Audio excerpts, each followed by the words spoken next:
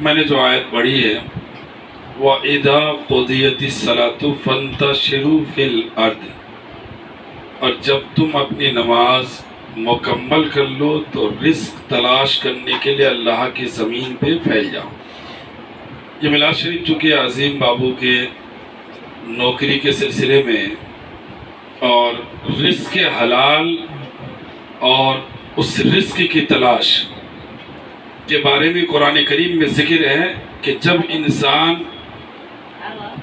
عبادت کرنے کے لیے اللہ کی بارگاہ میں کھڑا ہوتا ہے اور پھر جب اس کی نماز پوری ہو جاتی ہے تو اس کے اوپر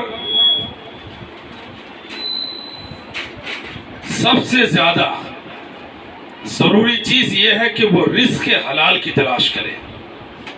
اب جو انسان رزق حلال کھاتا ہے اس کا مرتبہ کتنا عظیم ہوتا ہے، اس کا رتبہ اللہ کے یہاں کتنا بڑا ہوتا ہے۔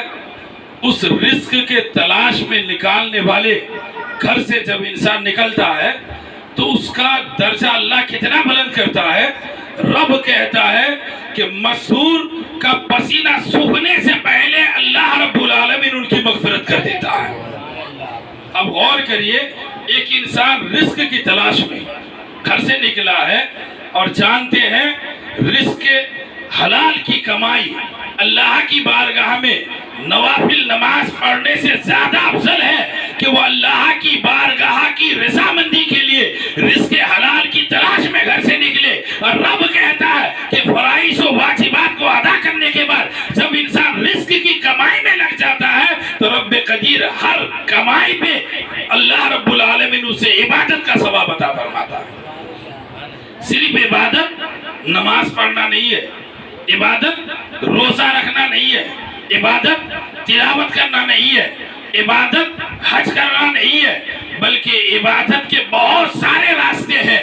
جیسے ماں باپ کا پیر دبانا عبادت ہے، ماں باپ کو سلام کرنا عبادت ہے، بیوی بچوں کو اپنے پریوار کے لیے رزق حلال تلاش کرنا اور روزی کھلانا کما کے اسے، یہ عبادت ہے۔ اسی طریقے سے حلال چیزوں کے ذریعے سے انسان اپنی زندگی کو آگے بڑھاتا ہے، وہ عبادت ہے۔ انسان نیک سوچتا ہے، وہ عبادت ہے۔ اچھی بات کرتا ہے، وہ عبادت ہے۔ راستے میں کاٹا ہے اسے ہٹا دیتا ہے، وہ عبادت ہے۔